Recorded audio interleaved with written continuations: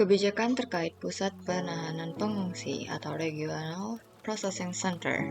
Pada periode 2012 hingga 2015, Nauru bekerjasama dengan Australia dalam kebijakan penahanan pengungsi melalui skema offshore processing atau penahanan di luar wilayah Australia. Kebijakan ini merupakan kelanjutan dari Pacific Solution, di mana Nauru menjadi lokasi pusat penahanan migran dan pencari suara yang ingin masuk ke Australia. Kebijakan ini mendapat banyak kritikan internasional karena dianggap berdampak negatif terhadap kesehatan mental dan fisik para pengungsi serta menimbulkan masalah hak asasi manusia.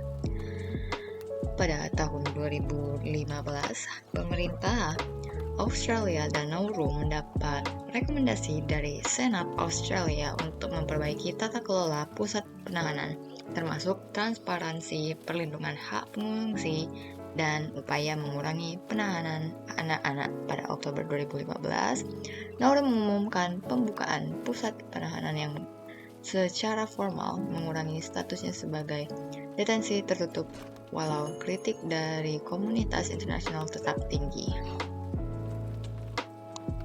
Kebijakan politik dan demokrasi. Pada tahun 2015 terjadi kemunduran dalam demokrasi di Nauru. Pemerintah Nauru memblokir akses Facebook dan aplikasi komunikasi lain serta melakukan intervensi terhadap sistem pengadilan dan parlemen.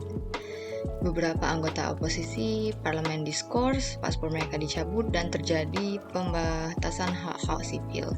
Pemerintah juga menaikkan biaya pencalonan anggota parlemen secara drastis untuk menghambat partisipasi politik. Hal ini mendapat kecaman dari Selandia Baru yang kemudian menangguhkan bantuan keuangan untuk Nauru karena kekhawatiran tentang pelanggaran prinsip demokrasi dan hak asasi. Strategi Pembangunan Nasional.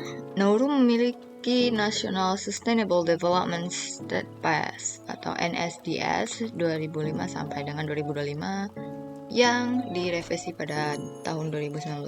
Strategi ini menekankan 4 prioritas utama: keamanan ekonomi, fokus pada lapangan kerja dan kualitas hidup, peningkatan infrastruktur seperti rehabilitasi lahan, pengembangan pelabuhan, air bersih, dan sanitasi, pengembangan nasional dan komunitas seperti pendirian, pendidikan, kesehatan, dan inklusi sosial.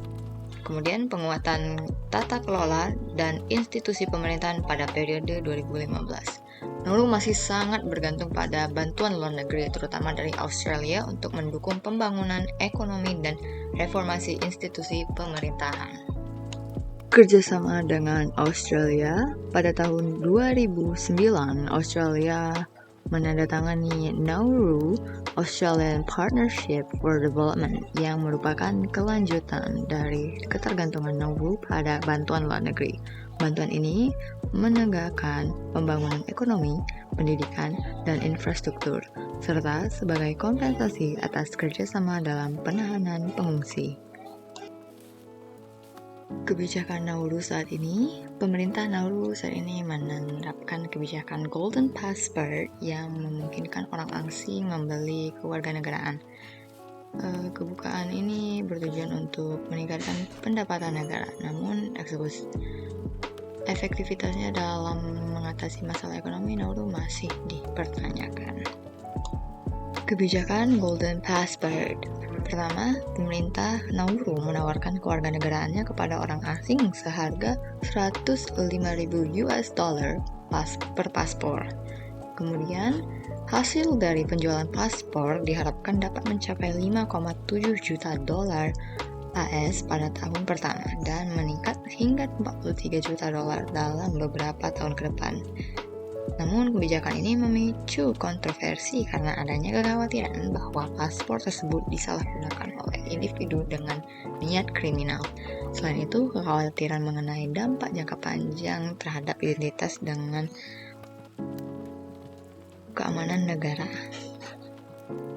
Secara keseluruhan, program Golden Passport Nauru menunjukkan potensi sebagai sumber pendapatan tambahan untuk mendukung proyek ketahanan iklim dan relokasi penduduk. Namun, keberhasilan jangka panjang program ini akan sangat bergantung pada kemampuan pemerintah Nauru untuk mengelola program dengan transparansi, memastikan proses seleksi yang ketat, dan menjaga reputasi internasional negara.